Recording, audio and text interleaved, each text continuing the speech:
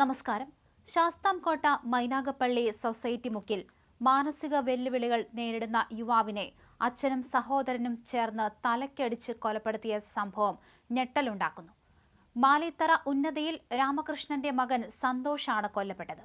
35 വയസ്സാണ്. സംഭവവുമായി ബന്ധപ്പെട്ട് പിതാവ് രാമകൃഷ്ണൻ, സഹോദരൻ സനൽ എന്നിവരെ ശാസ്താംകോട്ട പോലീസ് കസ്റ്റഡിയിലെടുത്തു. സന്തോഷ് മാനസിക രോഗത്തിന് ചികിത്സയിലായിരുന്നുവെന്നും സ്ഥിരം ഉപദ്രവകാരിയാണെന്നും പോലീസ് പറയുന്നു. സന്തോഷിന്റെ ആക്രമണം സഹിക്കവയ്യാതെ കമ്പി വടികൊണ്ട് തലയ്ക്കടിച്ച് കൊലപ്പെടുത്തിയതാണെന്ന് പിതാവ് രാമകൃഷ്ണൻ പോലീസിനോട് സമ്മതിച്ചിട്ടുണ്ട്. കേരളത്തിൽ അത്ര കേട്ടുകേൾവി പോലും ഇല്ലാത്ത തരത്തിൽ വളരെ ക്രൂരമായിട്ടാണ് ഈ അരുംകൊല അരങ്ങേറിയിരിക്കുന്നത്. സംഭവ സമയം വീട്ടിൽ രാമകൃഷ്ണനും സന്തോഷും സനലും മാത്രമാണ് ഉണ്ടായിരുന്നത്. സഹോദരങ്ങൾ തമ്മിലുണ്ടായ സംഘർഷം പിതാവ് നിയന്ത്രിക്കാൻ ശ്രമിക്കുന്നതിനിടയിലാണ് ഈ അരുംകൊല നടത്തിയത്.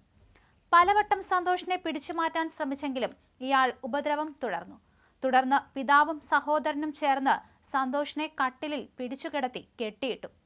ബഹളം അടങ്ങാതെ വന്നതോടെ കണ്ണിൽ മുളകുപൊടി ഇടുകയും തലയ്ക്കടിക്കുകയും ചെയ്യുകയായിരുന്നു. മൂന്നാമത്തെ അടിയിലാണ് സന്തോഷിന്റെ തല പൊട്ടി ചോര വന്നത്.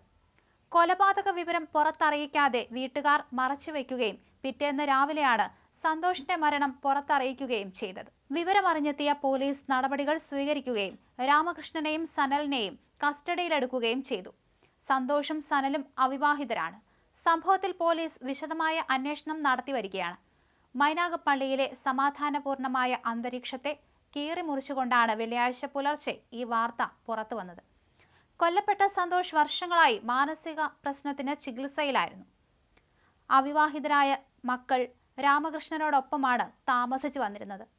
സന്തോഷിന്റെ മാനസിക നില തെറ്റുമ്പോഴെല്ലാം വീട്ടിൽ വലിയ രീതിയിലുള്ള വഴക്കുകൾ പതിവായിരുന്നുവെന്നാണ് അയൽവാസികളും പറയുന്നത്. കൊല്ലം റൂറൽ SP ഉൾപ്പെടെയുള്ള ഉന്നത പോലീസ് ഉദ്യോഗസ്ഥർ സ്ഥലത്തെത്തി പരിശോധന നടത്തി. വിരലടയാള വിദഗ്ധരും സയന്റിഫിക് ഓഫീസർമാരും സ്ഥലത്തെത്തി ശാസ്ത്രീയമായ തെളിവുകൾ ശേഖരിച്ചു.